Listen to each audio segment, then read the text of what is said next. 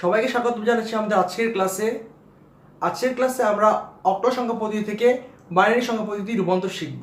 তো ক্লাসটা শুরু করি।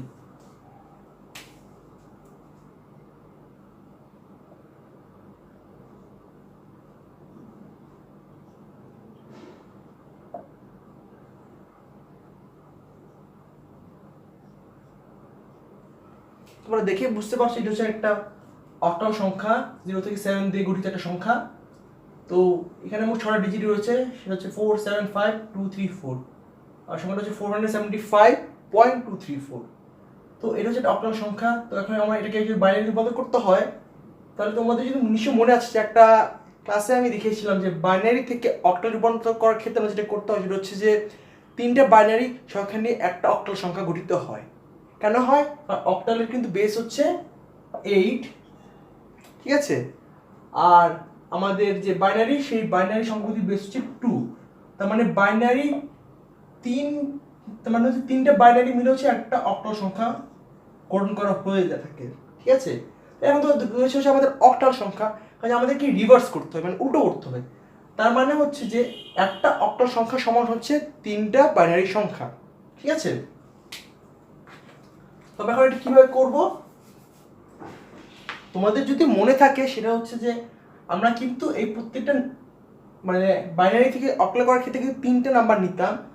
এখন তার মানে আমরা অক্টাল প্রত্যেকটা সংখ্যাকে বাইনারি 3টা নাম্বারে কনভার্ট করবো আর কি, মানে 3টা ডিজিট নিয়ে প্রত্যেকটা নাম্বারটাকে আমরা প্রকাশ করব, ঠিক আছে।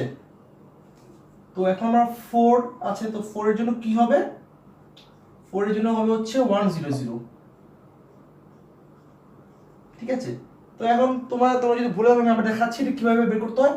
আমাদের যে টেকনিকটা লাগবে হচ্ছে 1 2 4, ঠিক আছে। তো এই 1 2 4 এর ক্ষেত্রে আমাদের দেখতে হবে যে কোন কোন এই 3টে সংখ্যা থেকে কোন কোন সংখ্যার নিচে 4 গঠিত হয়। সেই মতো শুধুমাত্র 4, আচ্ছা 4 এর নিচে আমরা 1 দিলাম, আর বাকিগুলো 0 বসাই দিলাম, আচ্ছা আমরা 100 পেলাম, ঠিক আছে। ঠিক একই কাজ করব 3 এর জন্য। তো 3 এর জন্য আমরা কি করব? 3 এর জন্য আমরা এখান থেকে যে দুটো সংখ্যা যোগ করলে আমরা পাচ্ছি 3, সেটা হচ্ছে 2 আর 1, ঠিক আছে। আমি দুটোর নিচে আমরা 1 1 বসাই দিলাম, আর 4 এর নিচে আমরা 0 বসাই দিলাম, ঠিক একই রকম। লিখিনি এটা আমি 0 1 1, ঠিক আছে। 2 এর জন্য হচ্ছে খালি 2 এর জন্য হচ্ছে এই একটাই 0 1 0, তাহলে দশমিকের পরে আমরা 5, ঠিক আছে। 5 এর জন্য হবে 4 আর 1 যোগ করলে হবে 5, কাজে এটা 1 0 1 1 0 1, ঠিক আছে। তারপর হচ্ছে 7 এর জন্য আমাদের আসলে সব সংখ্যাগুলোই লাগবে, মানে 4 2 1, আমরা পাচ্ছি এটা 111,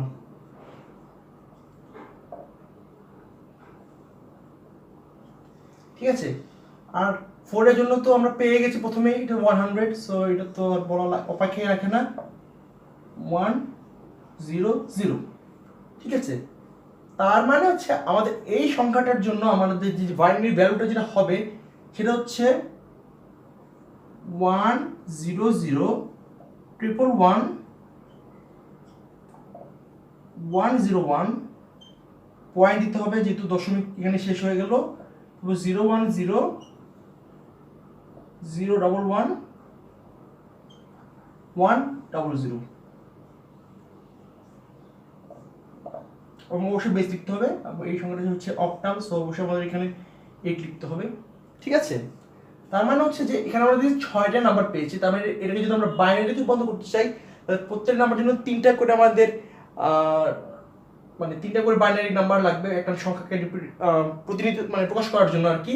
তারপরে যেহেতু 6টা নম্বর রয়েছে অক্টালের কাছে, বাইনারিতে গেলে এটা করা হবে 3 6 18, প্রত্যেকটা হচ্ছে 3টা বাইনারি নাম্বার নিয়ে গঠিত হবে, কাজে এখানে মোট রয়েছে 18, ঠিক আছে। তার মানে 6টা থেকে 18টা হবে, ঠিক আছে। আশা করি তোমরা আজকের ক্লাসটা বুঝতে পেরেছো। আশা করি তোমরা সবাই ভালো থাকবে, সুস্থ থাকবে এবং আমাদের চ্যানেলের সাথে থাকবে। সবাইকে ধন্যবাদ।